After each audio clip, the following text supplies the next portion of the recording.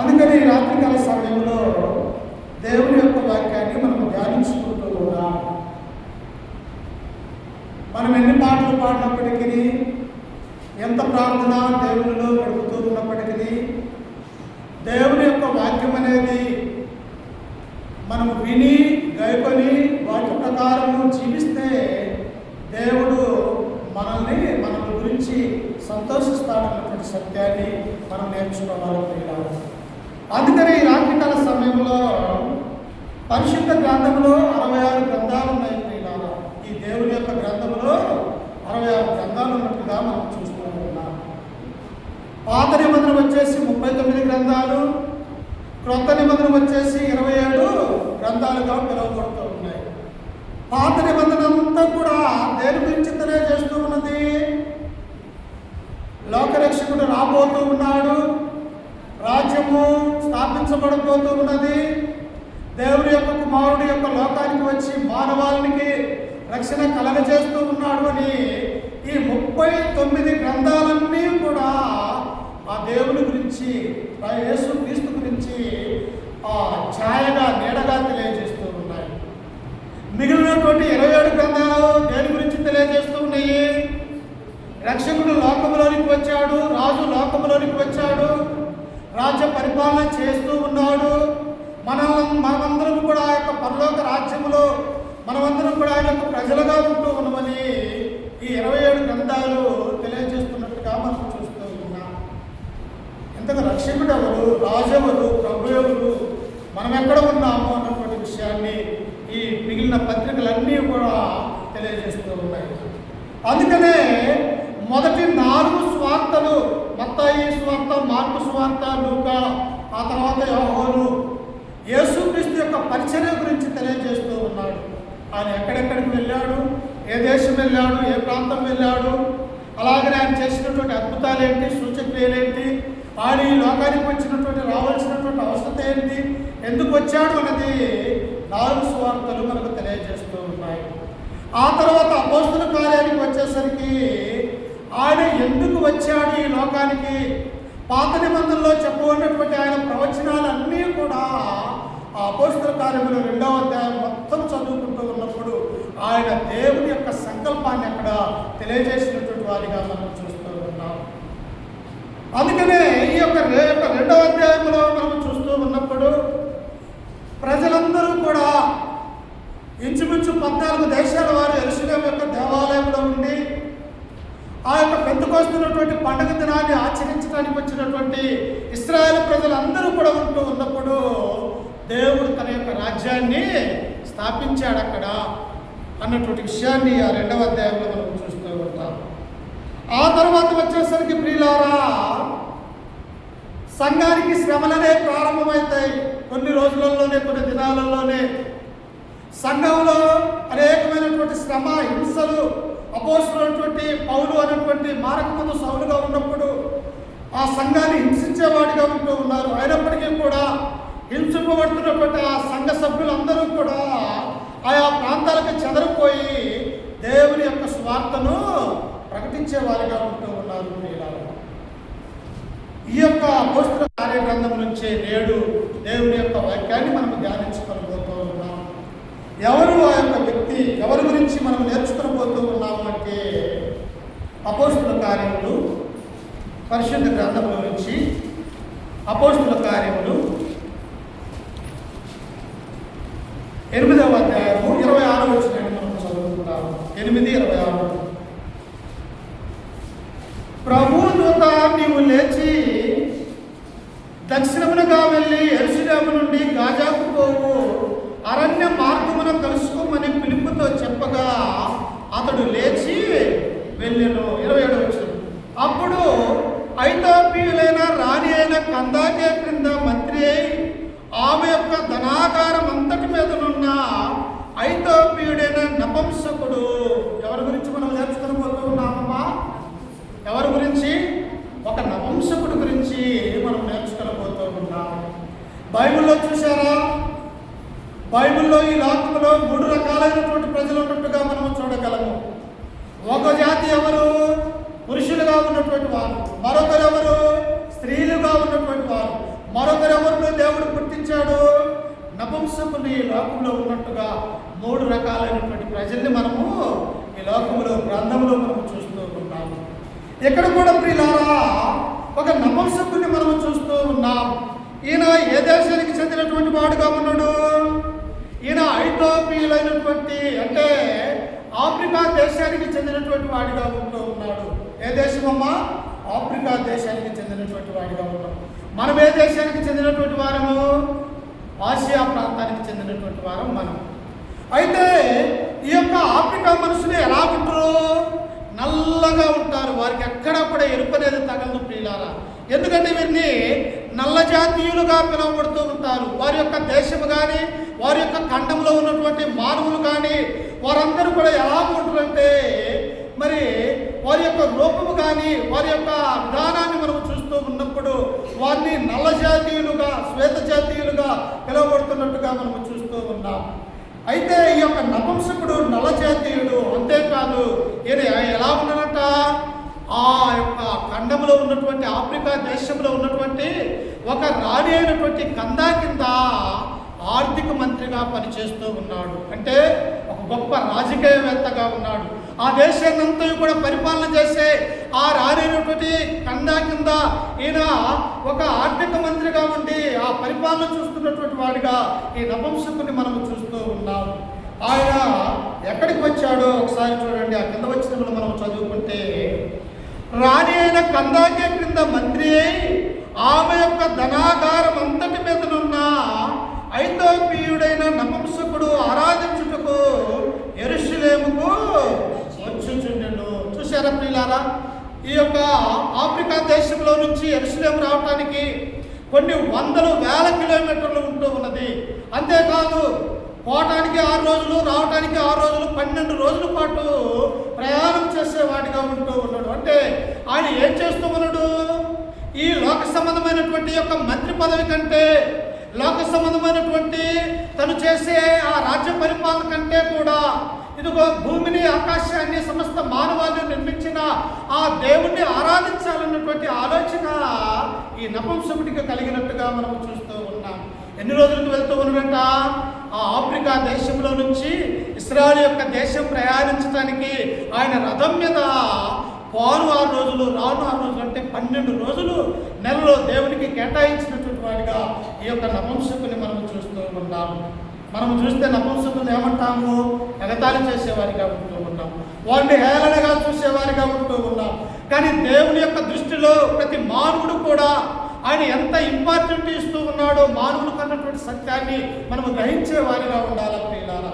అందుకనే చూడండి, పరిశుద్ధ గ్రంథంలో నుంచి మత్తయి సువార్త 19వ అధ్యాయము 12వ వచనంలో మనం చదువుకుంటే 3 రకాలైనటువంటి నపుంసకులు ఈ లోకములో ఉన్నట్టుగా మనము చూడగలుగుతూ ఉన్నాం. ఒకసారి చూడండి నాతో పాటు పరిశుద్ధ గ్రంథంలో నుంచి మత్తయి సువార్త 19వ అధ్యాయం 12వ వచనాన్ని మనం చదువుకుందాం.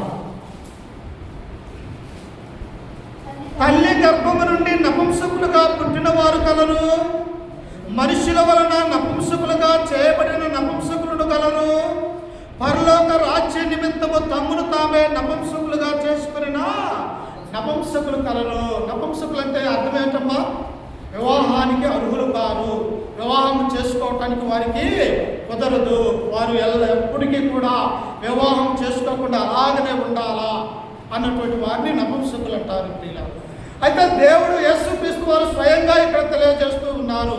3 రకాలైనటువంటి నపుంసకులు ఈ లోకములో ఉన్నారు. ఒకటి ఎలాంటి వారు అంటాక, తల్లి గర్భంలో నుంచే నపుంసకులుగా పుట్టినటువంటి వారు, అంటే వివాహానికి పనికిరానటువంటి వారిగా తల్లి గర్భంలోనే దేవుడి లోకంలోనికి పుట్టిస్తున్నట్టుగా మనం చూస్తూ ఉన్నాం. 2వ రకం నపుంసకులు ఎలాంటి వారుగా ఉండరు? మనుష్యుల వలన నపుంసకులుగా చేయబడ్డారు. గొప్ప గొప్ప రాణిల కింద పని చేయాలంటే వారి గురించి వారికి ఏదైనా కూడా అవసరమైతే వారికి కాపలాగా ఉండాలంటే పురుషులను తీసుకుని వెళ్ళి వారికి ఉన్నటువంటి అవన్నీ కూడా తీసివేసి ఏం చేస్తారంటే వారిని నపుంసకులుగా రాజు తయారు చేసి రాణి దగ్గర ఉంచేవారిగా ఉంటూ ఉన్నారు. వీళ్ళు వాళ్ళు 2వ రకంగా ఉంటూ ఉన్నారు పిల్లలు. 3వ రకం కలిగినటువంటి వారెవరు? దేవుని యొక్క రాజ్య స్వార్థ నిమిత్తమై క్రీస్తు యొక్క స్వార్థ దేశాలలో ఆ ప్రాంతాలలో వెళ్ళి తమ యొక్క వివాహం చేసుకో చేసుకొనకుండా దేవుని పని మీద ఉన్నటువంటి వారిని తమను తామే నపుంసకులుగా చేసుకున్నటువంటి వారు మూడవ వారిగా ఉన్నట్టుగా మనం చూస్తూ ఉన్నాం. ఉదాహరణకు ఎవరు వాళ్ళు అంటే ప్రియులారా, అపోస్తలుడైనటువంటి పౌలు గారు. అపోస్తలుడైనటువంటి పౌలు ఆయన స్వార్థ ప్రయాణాలు ఎలా ఉంటాయో తెలుసా?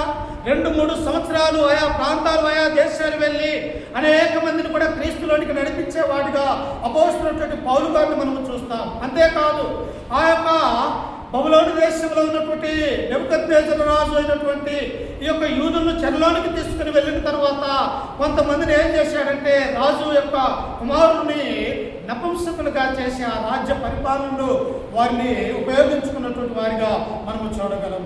అంటే 3 రకాలైనటువంటి నపుంసకులు ఈ భూమి మీద ఉన్నారు. దేవుడే స్వయంగా మనకి తెలియజేస్తున్నటువంటి విషయాన్ని మనం ఆలోచన కలిగి ఉంటాం.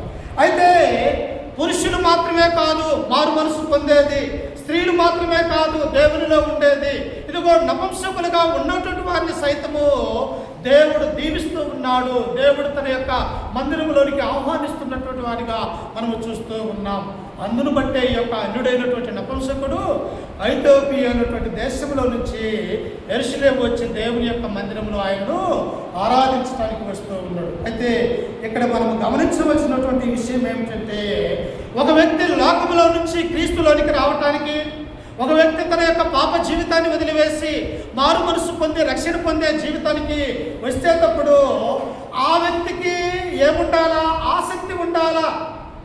చేసిన కాడికి చాలు, ఇక నేను చేసినటువంటి పాపాలు, నేను అబద్ధం ఆడిన కాడికి అబద్ధం చాలు, ఇక నా జీవితాన్ని నేను మార్చుకోవాలా, నేను క్రీస్తులోనికి రావాలా, ఒక నూతనమైనటువంటి జన్మం పొందాలా, ఈ లోకంలో నా యొక్క చెడు ఆలోచనలు చెడ్డ తలంపులు ఇవన్నీ కూడా తీసివేసుకొని క్రీస్తులో ఉండాలన్నటువంటి ఆలోచన ఎవరు చేయాలా? మనకు ఆలోచన చేసుకోవాలా ప్రియులారా. అందుకనే ఇక్కడ ఒక వ్యక్తి రక్షణ పొందట్లో దేవుని యొక్క ఉద్దేశం ఎంతైతే ఉన్నదో అలాగనే మానవుడు కూడా ఏం చేసుకోవాలంటే తీర్మానం చేసుకోవాలా. ఇదిగో నేను మారు మనసు కలిగి ఉండాలా, నా జీవితాన్ని నేను క్రీస్తులో ఒక లోతైనటువంటి పునాది మీద కట్టబడాలా అన్నటువంటి ఆలోచన కలిగి మనం ఏం చేయాలంటే దేవుని యొద్దకు మనము వచ్చేవారిగా ఉండాలి ప్రియులారా.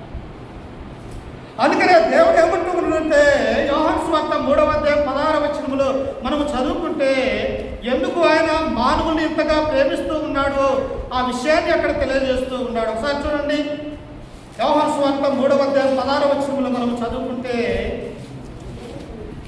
దేవుడు లోకమును ఎంతో ప్రేమించెను, కాగా ఆయన తన అద్వితీయ కుమారునిగా పుట్టిన వాని యందు విశ్వాసముంచు ప్రతివాడును నశింపక నిత్య జీవము పొందినట్లు ఆయనను అనుగ్రహించును. దేవునికి ఏమి ఇష్టం లేదంట?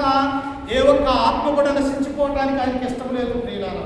స్త్రీ కానీ పురుషులు కానీ నపుంసకులు కానీ ఈ లోకంలో ఉన్నటువంటి ప్రతి మానవుడు కూడా ఆ పరలోక రాజ్యము చేరాలని తండ్రితో తనకు మానవుడైనటువంటి క్రీస్తుతో పరిశుద్ధాత్మతో దేవదూతలతో ఆ పరలోక రాజ్యములో నిత్యము సంతోషంగా బ్రతకాలన్నది దేవుని యొక్క ఉద్దేశమైనట్టుగా మనము చూస్తూ ఉన్నాం.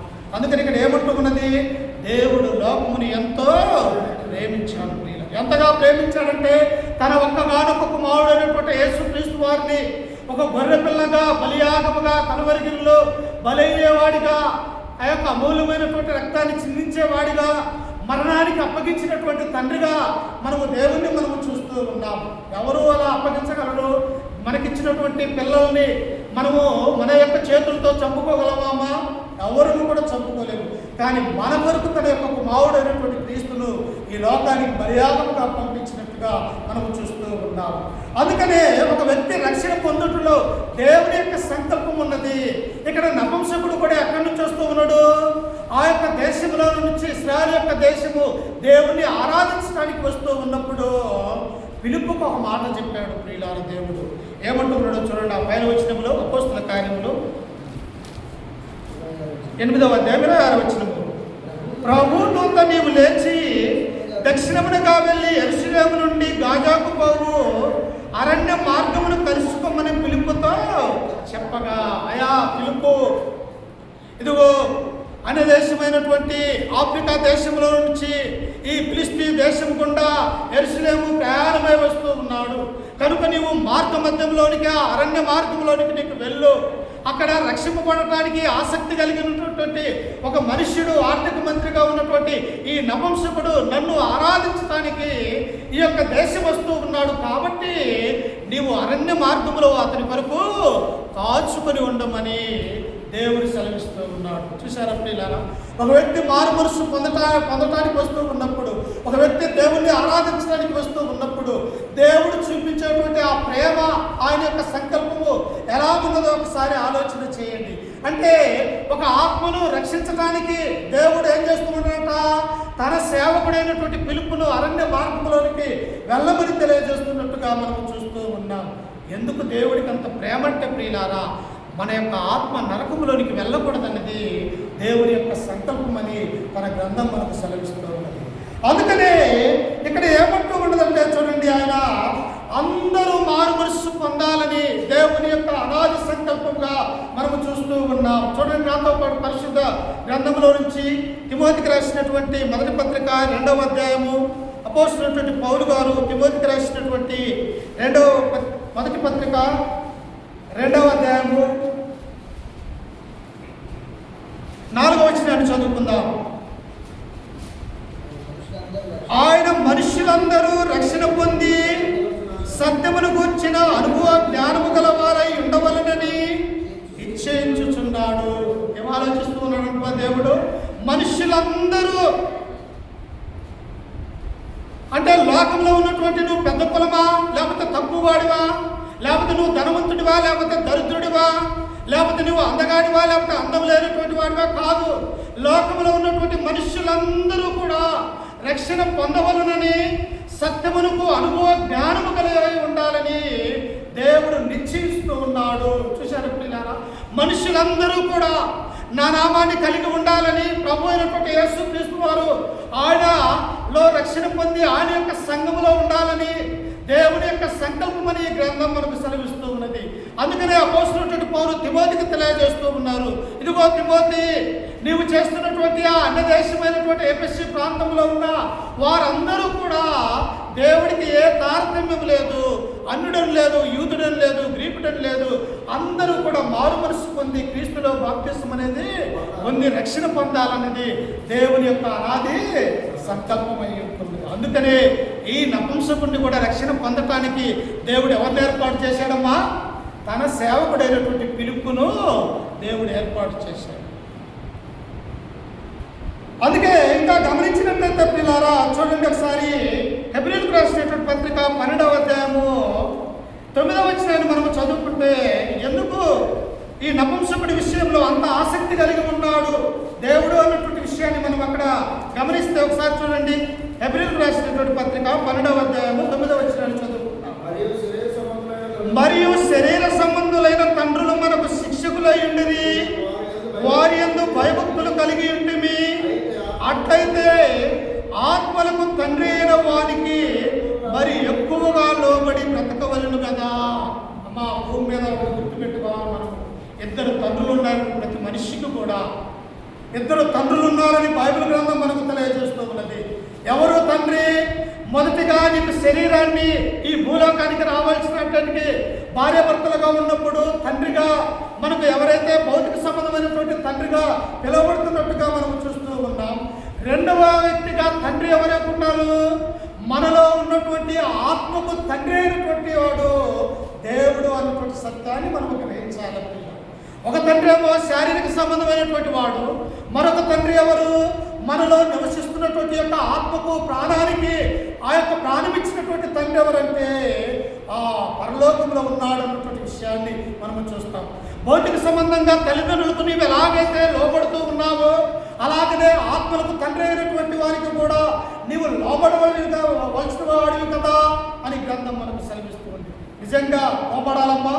భౌతిక సంబంధమైనటువంటి తల్లిదండ్రులకు లోబడాలా, ఆత్మ సంబంధమైనటువంటి తండ్రి అయినటువంటి దేవుడికి మనము లోబడేవారిగా ఉండాలి. అందుకనే నపుంసకుడి ఆయన ఆ యొక్క క్రీస్తులోనికి మార్చే విషయంలో, ఆయన రక్షణ పొందే విషయంలో ఎవరెవరు అక్కడ ఉన్నారంట? ఒకటి తండ్రి అయినటువంటి దేవుడు ఉన్నాడు, రెండవ వారిగా ప్రభు అయినటువంటి క్రీస్తు ఉన్నాడు, ఆ తర్వాత పరిశుద్ధాత్మ దేవుడు ఉన్నారు, నాలుగవదిగా పరిశుద్ధాత్మలు కలిగినటువంటి దేవదూతలు ఉన్నారు. ఐదవదిగా సేవకుడైనటువంటి పిలుపు అక్కడ ఉన్నాడు. ఆరవదిగా రక్షణ పొందటానికి ఆసక్తిగా ఉన్నటువంటి ఈ నపుంసకుడు ఉన్నాడు. అంటే ఒక ఆత్మను రక్షించటంలో ఎంతమంది పని చేస్తూ ఉన్నారంట? తండ్రి అయినటువంటి దేవుడు పని చేస్తూ ఉన్నాడు, కుమారుడు అయినటువంటి ప్రభువు పని చేస్తూ ఉన్నాడు, మూడవదిగా పరిశుద్ధాత్మ దేవుడు పనిచేస్తున్నాడు, నాలుగవదిగా దేవదూతలు పనిచేస్తూ ఉన్నారు, ఐదవదిగా వచ్చేసి సేవకుడు పనిచేస్తూ ఉన్నాడు, ఆరవదిగా వచ్చేసి తాను ఆత్మను రక్షించుకోవాలని చెప్పేసి ఆశ కలిగినటువంటి ఆ నపుంసకుడు అంటే 6 పనిచేస్తున్నటువంటి వారిగా మనం చూస్తూ ఉంటాం. మనమేమనుకుంటూ ఉంటాం, ఏముందిలే రక్షణ, నీళ్ళలో మునిగేదే కదా అని నాడు అనేక మంది తేలికగా తీసుకొని అక్కడ నీళ్ళలో మునిగి రావటము, ఇక్కడ పాపం చేయటం, ఇదా రక్షణమ్మా? కాదు. ఇలా దేవుని యొక్క రక్షణ సంకల్పం ఎలా ఉన్నదో ఒకసారి నా జీవితంలో ఎంత ఆసక్తి కలిగి ఉన్నాడో దేవుడు అన్నటువంటి విషయాన్ని మనం ఆలోచన కలిగి ఉండాలి. అందుకనే భౌతిక సంబంధమైనటువంటి తల్లిదండ్రులకు నువ్వు ఎంతైతే లోబడతావో అంతకు మించి నీ ఆత్మలకు తండ్రి అయినటువంటి వాడికి లోబడే వారిగా ఉండాలి. అందుకని ఈ నపుంసకుడి విషయంలో ఎలా ఉన్నాడంట? ఆయన నల్లజాతీయుడిగా ఉన్నాడు, ఆర్థిక మంత్రిగా ఉన్నాడు.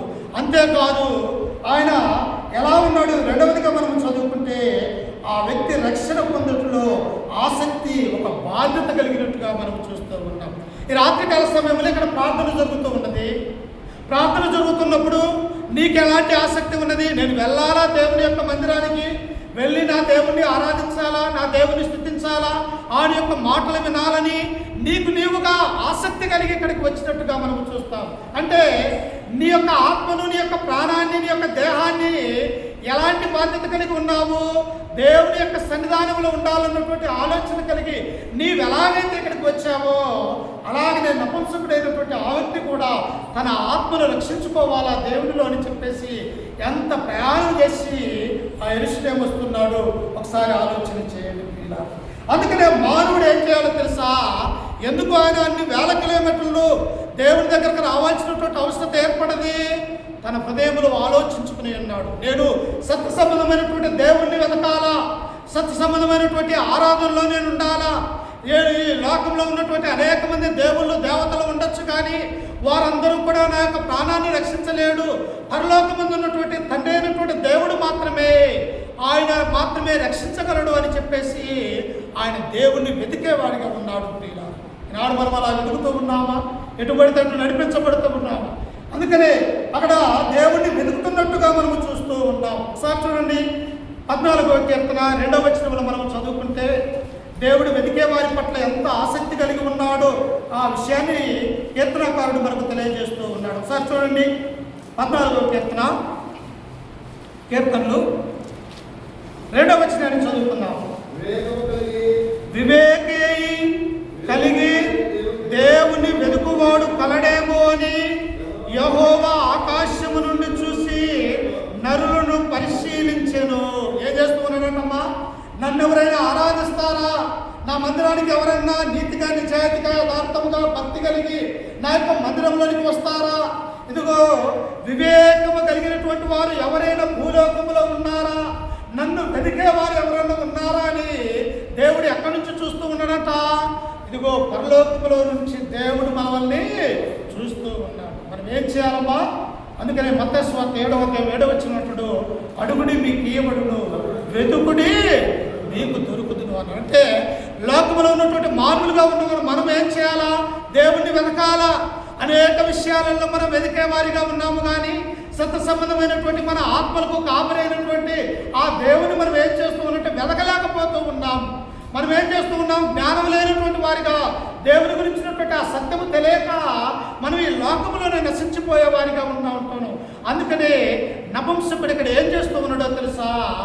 అన్ని వేల కిలోమీటర్ల నుంచి దేవుణ్ణి ఆయనను వెదికేవాడిగా ఉంటూ ఉన్నాడు. అలాంటి మనస్సు, అలాంటి జ్ఞానము నా జీవితంలో ఉండాలని దేవుడు కోరుకుంటున్నట్టుగా మనం చూస్తూ ఉన్నాం. అంతేకాదు ప్రియులారా, మనిషి సహజముగా వెదికేవాడిగా ఉంటాం. చూడండి, నాతో పాటు పరిశుద్ధ గ్రంథంలో నుంచి యోబు రాసినటువంటి గ్రంథం 28వ అధ్యాయం మొదటి నుంచి మనం చదువుకుంటే సహజంగా మనిషి ఏం చేస్తాము? అన్ని వెతుకుతాం. ఒక ఇంట్లో ఎలాగైతే వంట విషయంలో ఎదుగుతామో, లేకపోతే ఆహార విషయంలో ఎదుగుతామో, లేకపోతే ధనము బంగారం విషయంలో ఎలాగైతే పరిగెడుతూ ఉంటామో, అలాగనే మానవుడి యొక్క సహజ నైజం ఎలాంటిదంటే వెతికే వారిగా ఉన్నట్టుగా మనము చూస్తూ ఉన్నాం. చూడండి, యోబు గ్రంథము 28వ అధ్యాయము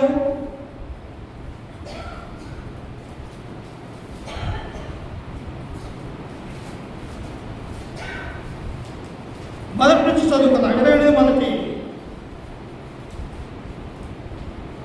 వెండికి గని కలదు, పుటము వేయు సువర్ణముకు స్థలము కలదు, ఇనుమును మట్టిలో నుండి తీయుదురు, రాళ్ళు కరిగించి రాగి తీయుదురు, మనుష్యులు చీకటికి అంతము కలుగజేయుదురు, గాఢాంధకారములో మరణాంధకారములోను ఉండు రత్నములను వెతుకుచు వారు భూమ్యంతముల వరకు సంచరించుదురు.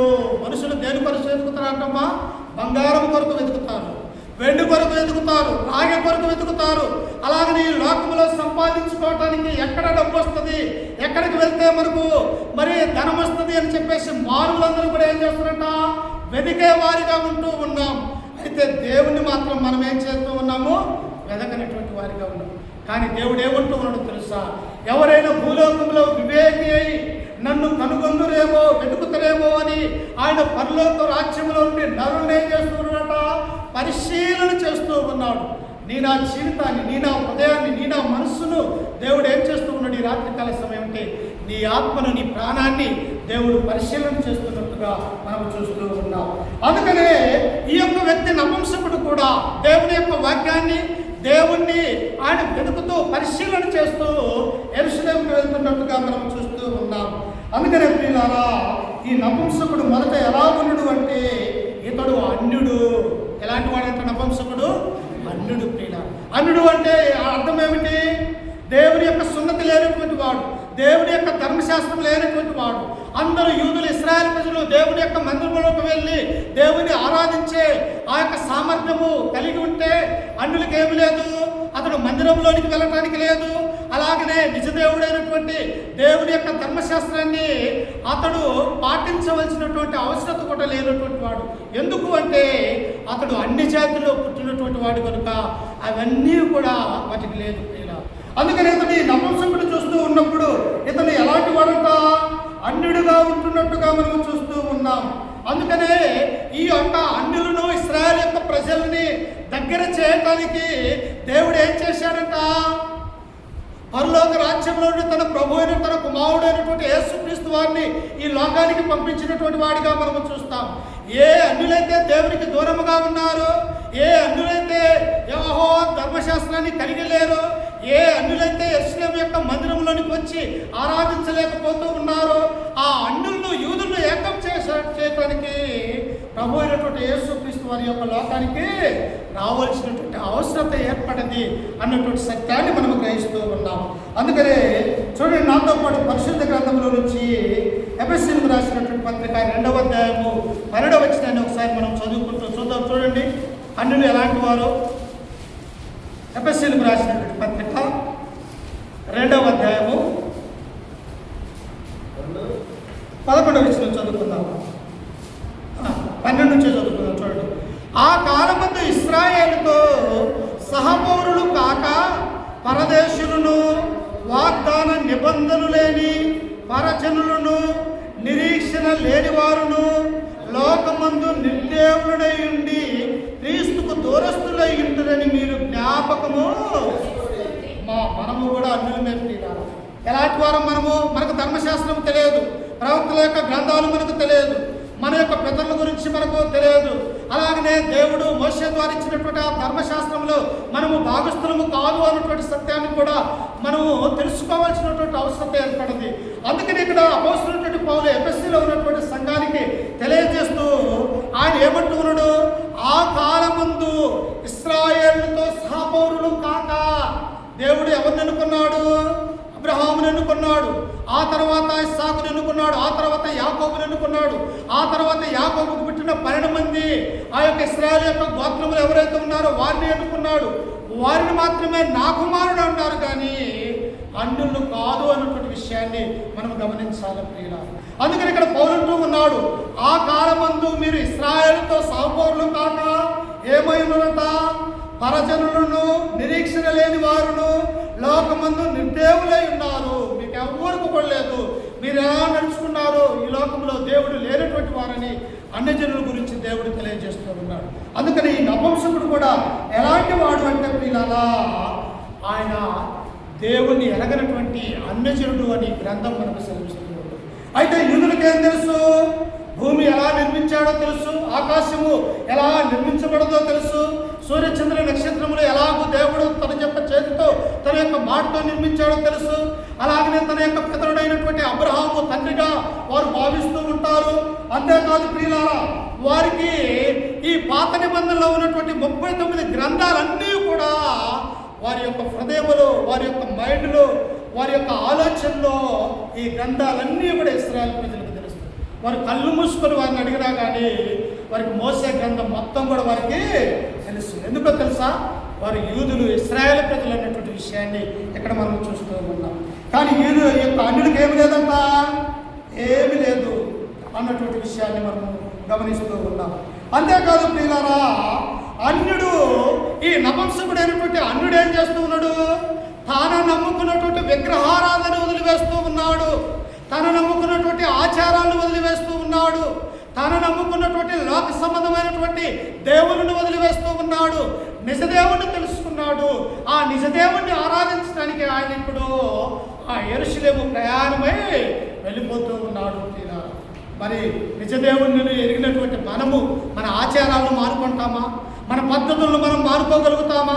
మనుషులు కల్పించినటువంటి పద్ధతులు, దైవోపదేశములని వారు అర్థముగా నన్ను ఆరాధన చేస్తూ ఉన్నారని మత్తయి సువార్త 15వ అధ్యాయం 9వ వచనంలో దేవుడు తెలియజేస్తూ ఉన్నాడు. ఎలా ఉన్నారంట, ఈనాడు మనము క్రైస్తవులుగా ఉన్నాం, క్రీస్తును నమ్ముకున్నాం, క్రీస్తు యొక్క సంఘములో ఉన్నప్పటికీ కూడా మన ఆచారాలు పోవు, మన పద్ధతులు పోవు.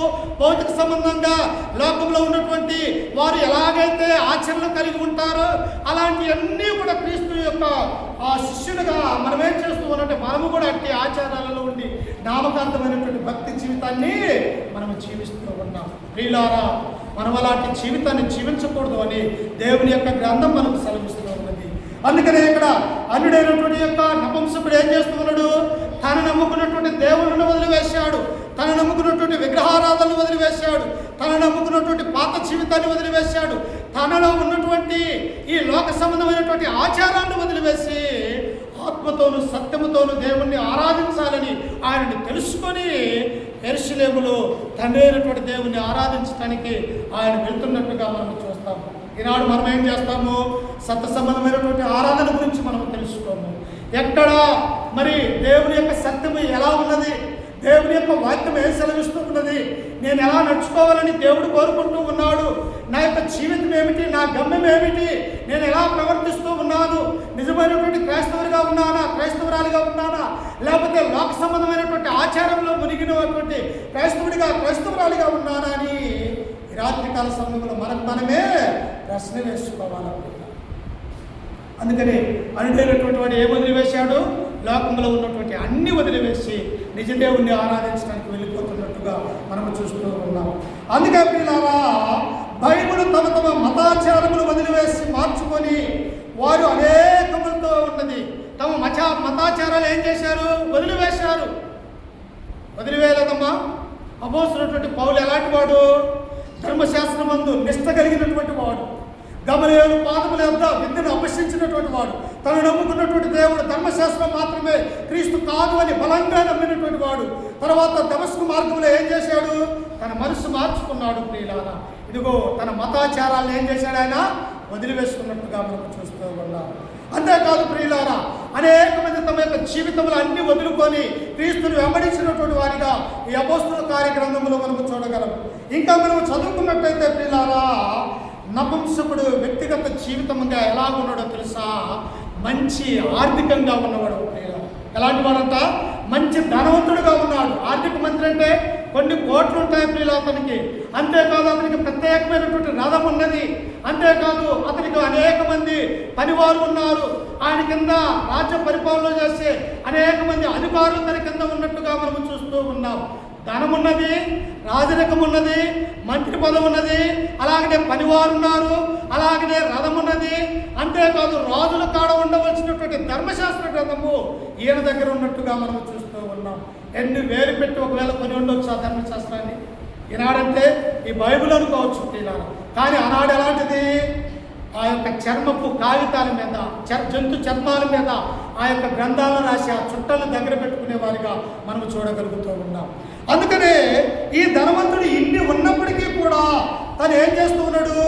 నా దేవుడికి నేను సమయాన్ని ఇవ్వాలా, నా దేవుని యొక్క మందిరంలో నేను ఉండాలా, నా దేవుని నేను ఆరాధించాలా, నా దేవుని యొక్క వాక్యాన్ని వినాలన్నటువంటి ఆలోచన కలిగి 12 రోజుల పాటు తల్లిదండ్రులకు, అలాగని బంధువులకి, రాజ్యానికి దూరంగా ఆయన యెరూషలేము ప్రయాణమై వస్తున్నట్టుగా మనం చూస్తూ ఉన్నాం. మనం వదులుకోగలుగుతాం మన సమయాన్ని, మనం వదులుకోగలుగుతాం మన యొక్క డబ్బును, మనం ఏది కూడా వదులుకోము. కానీ పరలోక రాజ్యం కావాలని అంటాం. ఎలా వస్తుందమ్మా? వస్తుందా? రాదు అన్నటువంటి విషయాన్ని కూడా ఈ గ్రంథం మనకు తెలియజేస్తుంది. అందుకని ఈ యొక్క నపుంసకుడు ఏం చేస్తున్నాడో చూడండి. తిరిగి అపోస్తుల కార్యములు 8వ అధ్యాయము చూడండి ఒకసారి, 28వ వచనాన్ని చదువుకుందాం. అతడు తిరిగి వెళ్ళుచు తన రథం మీద కూర్చుండి ప్రవక్త అయిన యెషయా గ్రంథము చదువుచుండెను. ఏంటి? 6 రోజులు ప్రయాణము, రావటానికి పోవటానికి 12 రోజులు, మరలా యెరూషలేము వచ్చి దేవుణ్ణి ఆరాధించి రథం మీద కూర్చొని ఆ రథం మీద ప్రయాణం చేస్తూ కూడా అతను ఏం చేస్తూ ఉన్నాడట? దేవుని యొక్క గ్రంథాన్ని చదువుతూ ఉన్నాడు. ఒక 10 నిమిషాలలో దేవుని యొక్క గ్రంథాన్ని చదువుతున్నాడు.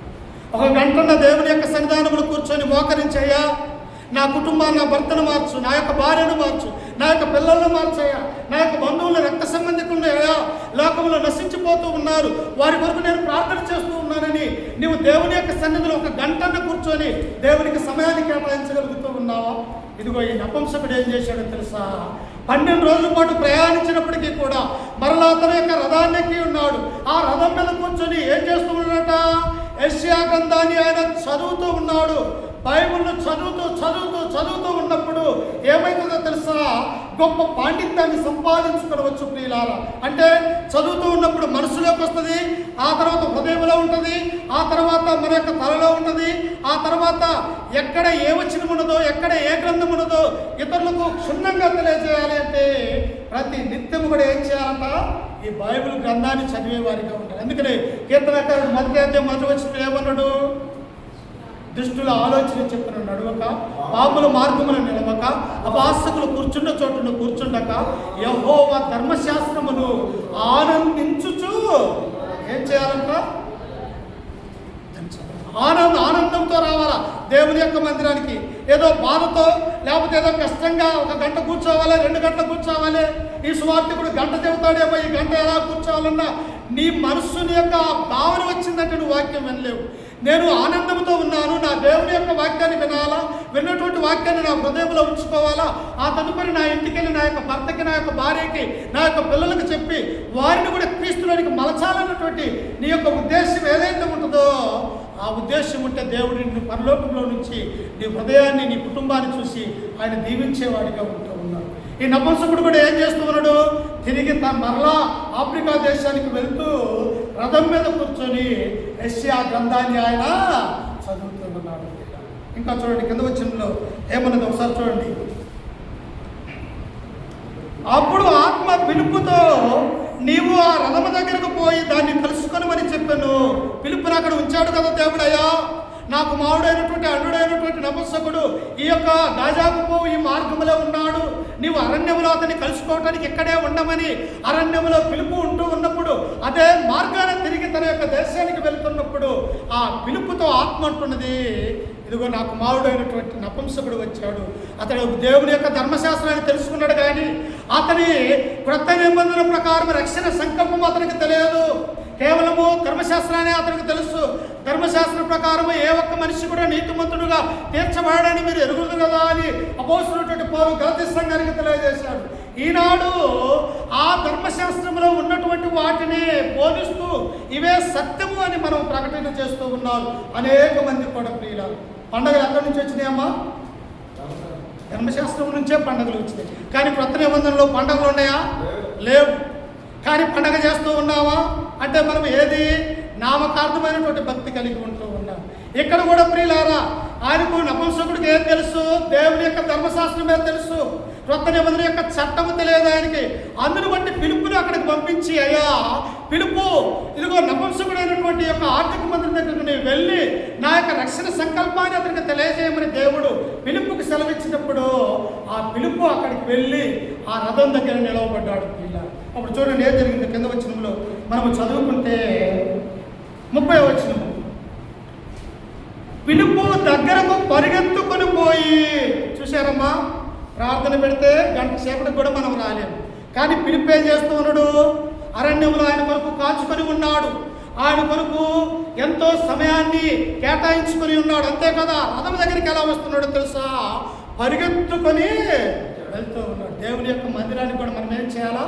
పరిగెత్తుకొని రావాలి. ఈరోజు దేవుని యొక్క వాక్యాన్ని వినాలా, ఆయన సన్నిధిలో నేను ఉండాలా, ఈ యొక్క నా ఆత్మను, నా యొక్క శరీరాన్ని భౌతిక సంబంధంగా ఆత్మ సంబంధంగా దేవునికి సమర్పించాలా అన్నటువంటి ఆలోచన నీలో ఉంటే దేవుడు నీకు ఇంకా ఆశను కలిగించేవాడిగా ఉంటూ ఉన్నాడు. పిలుపు ఏం చేస్తున్నాడు? పరిగెత్తుకొని రథం మధ్యకు పోతూ ఉన్నాడు. ఏం చేస్తున్నాడు చూడండి, ఇంకా పరిగెత్తుకొని పోయి అతడు ప్రవక్త అయిన యెషయా గ్రంథమును చదువుచుండగా విని, నీవు చదువునది గ్రహించుచున్నావా అని అడగగా, అతడు నాకెవడైనా త్రోవ చూపుకుంటే ఎలాగూ గ్రహింపగలనని చెప్పి ఆ పిలుపు నపుంసకుడితో అంటున్నాడు, అయ్యా నీవు చదువుతున్నటువంటి ఆ గ్రంథం గురించి నీకు తెలుసా అని ఆ నపుంసకుని పిలుపడిగినప్పుడు మనమైతే ఏమంటావు? నువ్వు చెప్పినవులేయా, ఏమంటావు? నువ్వు చెప్పుగాడివిలే, నీకంటే చెప్పేవాళ్ళు లేరా, నీకంటే పెద్దవారు ఉన్నారు, నీకంటే గనులు ఉన్నారు, జ్ఞానులు ఉన్నారని మనం అతిక్రమించే వారిగా ఉంటాం. కానీ ఆర్థిక మంత్రిగా ఉన్నటువంటి ఈయన ఒక దేశానికే రానిటువంటి కందా కింద మరి ఆయన యొక్క అన్నిటి ధనం మీద, బంగారం మీద, వెండి మీద ఈ యొక్క ఆర్థిక మంత్రిగా ఉన్నటువంటి ఈయన నువ్వు చదివేది గ్రహించుతున్నావని పిలుపు ఆయన అడిగినప్పుడు ఏమన్నాడో తెలుసా? నాకెవడైనా నువ్వు త్రోవ చూపుకుంటే నేను ఎలాగూ గ్రహింపగలను. చెబితే కదా అర్థమయ్యేది వాక్యము, వింటే కదా నీ యొక్క హృదయాన్ని తాకేది దేవుడు. అపోస్తులైనటువంటి పౌలు గారు, శీల గారు మాసిదోనియా దేశంలో ఉన్నటువంటి ఫిలిప్పి పట్టణానికి నది తీరమున ఆ యొక్క విశ్రాంతి దినమున ఆ స్త్రీలందరూ కూడుకొని అక్కడ ఉంటూ ఉన్నప్పుడు వారి మధ్యకు వెళ్ళి దేవుని యొక్క వాక్యాన్ని ప్రకటించినప్పుడు ఎవరి హృదయం తెరవబడదమ్మా? దైవ భక్తి కలిగినటువంటి లూదియా స్త్రీ అనే హృదయం దేవుడు తెరిచాడు. నీ హృదయం తెరవబడాలంటే నీవెంతకాలం మూసుకొని ఉండి నేను వాక్యం వినకూడదు, దేవుని యొక్క మందిరానికి రాకూడదు, సత్యాన్ని నా హృదయంలోనికి రానియకూడదు, సత్యము బహు కఠినంగా ఉన్నదని ఎంతకాలం నీ ఒక హృదయాన్ని మూసుకొని ఉంటావు? హృదయాన్ని తెరువు, దేవుడు నీలోనికి రావడానికి అవకాశం ఉంది. అందుకనే ప్రార్థన కదమంటాడు, ఇదిగో నేను తలుపు వద్ద నిలుచుండి తట్టుచున్నాను, ఎవడైనా నా స్వరం విని తలుపు తీసిన ఎడల నేను వానితో కలిసి భోజనం చేస్తానంటున్నాడు. చూసారా? ఎవడైనా దేవుడిని మనం ఏం చేయాలా? ఈ హృదయం అనే తలుపును తెరవాలా. నీ హృదయాన్ని తెరవకపోతే దేవుడు నీలోనికి రాడు. అందుకనే ప్రభు అంటున్నాడు, ఎవడైనా ఇదిగో నేను తలుపునంతా నిలుచుండి తట్టుచున్నాను. నీ హృదయం అనే తలుపును దేవుడి రాత్రికాల సమయంలో ఆయన తడుతున్నాడు. నీవు తెరిచే బాధ్యత, నువ్వు తెరుస్తావా ఇంకా మూస్తావు, అది నీ ఇష్టానికి దేవుడు వదిలేస్తూ ఉన్నాడు. ఇక్కడ ఈ నపుంసకుడు కూడా తగ్గింపు స్వభావం కలిగి ఏమన్నాడు తెలుసా? నాకెవడైనా దాన్ని బోధించకపోతే నేను ఎలాగో దానిని గ్రహించగలను, అర్థం చేసుకోగలను అని ఒక వినయము కలిగినటువంటి వాడిగా ఈ నపుంసకుని మనం చూస్తాం. నీకున్నదా వినయము, మనకున్నదా వినయము, విధేయత, దేవునిలో భయము, భక్తి, విశ్వాసం కలిగి ఉంటే ఆయన లేఖనాలను మనము పరిశీలన చేస్తాం. ఏమన్నాడు? అపోస్తల కార్యం 17వ అధ్యాయం 11వ వచనములో, వీరు తెస్సలోనిలో కంటే గనులై ఉంటేనే కనుక పౌలు శీలలు చెప్పుచున్న సంగతులు ఆ లేఖనాలు అలా ఉన్నవో లేవో అని ప్రతి దినము వారు ఏం చేస్తూ ఉన్నారట? పరిశీలన చేస్తూ ఉన్నారు బెరియా సంఘస్థులు. మనం కూడా ఏం చేయాలా?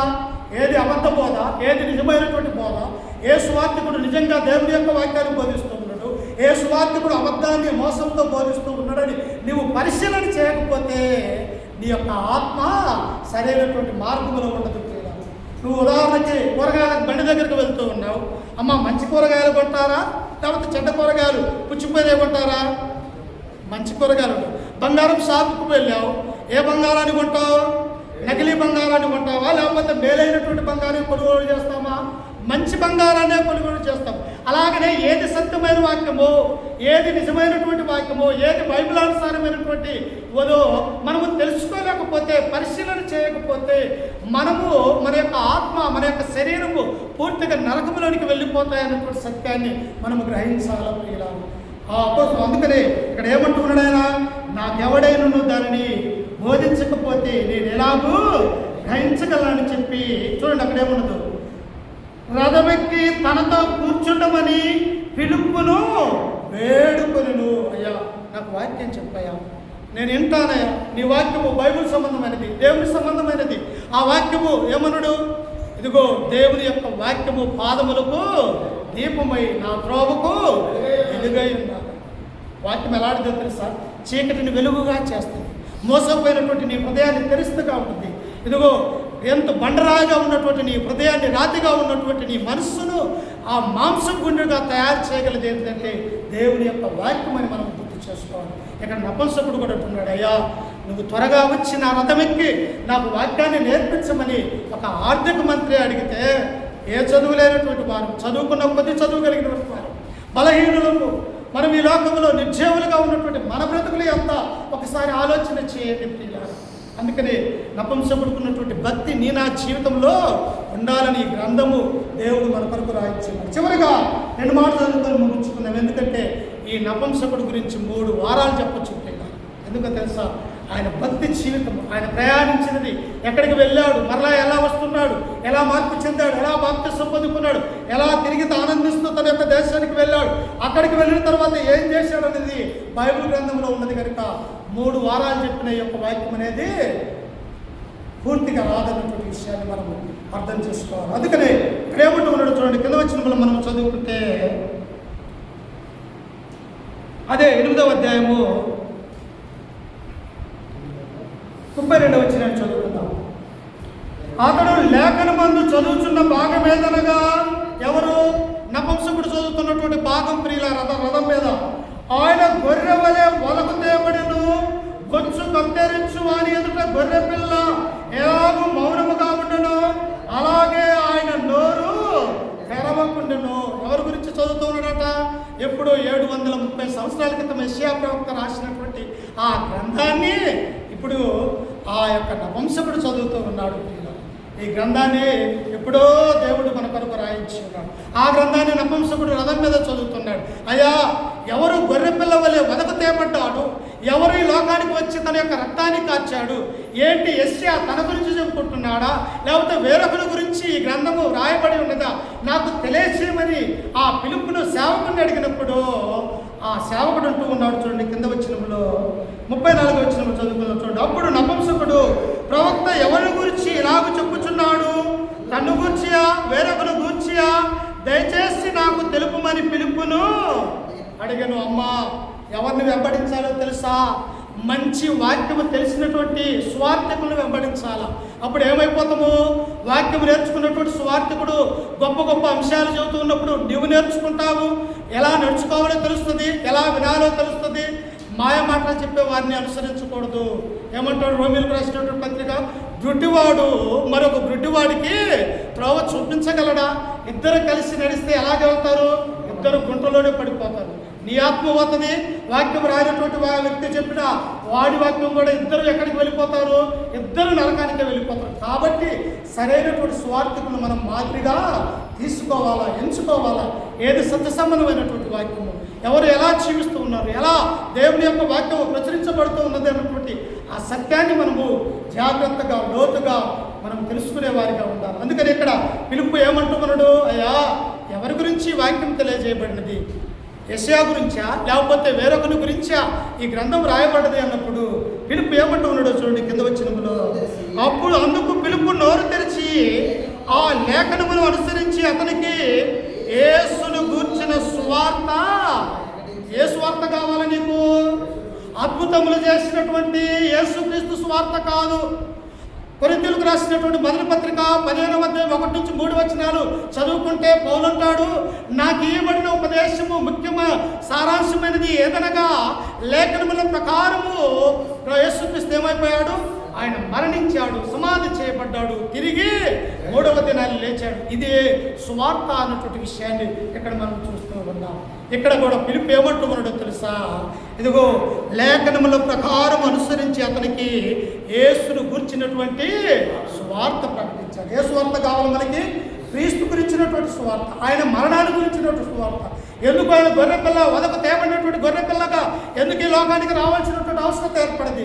ఆ గోపెద్ద కపాలమైనటువంటి ఆ స్థలానికి వచ్చి ఎందుకు ఆయన తన యొక్క రక్తాన్ని, అమూల్యమైనటువంటి రక్తాన్ని మానవాళి కొరకు చిందించవలసినటువంటి అవసరత ఎందుకు ఏర్పడదో ఇప్పుడు నపుంసకుడికి ఏం నేర్పిస్తూ ఉన్నాడట? క్రొత్త నిబంధన యొక్క చట్టాన్ని నేర్పిస్తూ ఉన్నాడు. ఇప్పటి వరకు ఎక్కడ ఉన్నాడు? పాత నిబంధన చట్టంలో ఉన్నాడు. కానీ ఇప్పుడు ఏ చట్టంలోనికి వస్తూ ఉన్నాడు? క్రొత్త నిబంధన చట్టంలోనికి ఆయన వస్తూ ఉన్నాడు. మనము కూడా ఏ చట్టంలో ఉండాలా? క్రొత్త నిబంధన యొక్క చట్టంలో ఉండాలి.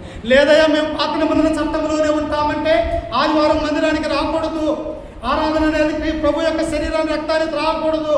పాత నిబంధన చట్టం ఏం తెలియజేస్తున్నది? శనివారం ఆరాధించాలా, సంవత్సరానికి 3 సార్లు గొర్రెపిల్లను కానీ, పావురాలను కానీ, మేకలను కానీ తీసుకుని వచ్చి దేవునికి దహన బలి అర్పించాలా, పండుగలు చేయాలి. అక్కడ అవన్నీ కూడా వాటిని మోయలాకనే ఇశ్రాయేలు ప్రజలకి ఈ క్రొత్త నిబంధన యొక్క చట్టాన్ని దేవుడు అనుగ్రహించాడు అన్నటువంటి ఆ సత్యాన్ని మనం జ్ఞాపకం చేసుకోవాలి.